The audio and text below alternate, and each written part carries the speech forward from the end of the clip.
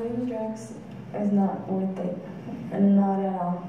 No matter how much they say they're gonna pay you. That was just one of the messages aimed at teenagers and parents during a recent community forum to prevent juvenile drug smuggling across the border. The children are primarily being targeted in the South Bay communities, and we want to stop that. We really want parents to understand and the kids to understand the severity of getting involved in these types of crimes. Traffickers are giving these teenagers just pure fentanyl, which, you know, milligrams of that drug can cause an overdose if there's contact with the skin or it's airborne.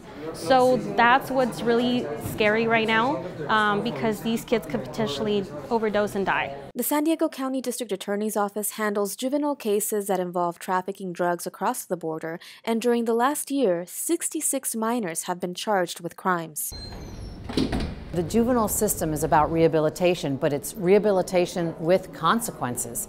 And those consequences could include being on probation, spending time in a juvenile custodial facility, whether it's juvenile hall or East Mesa detention facility. You could lose your Sentry Pass if you have one.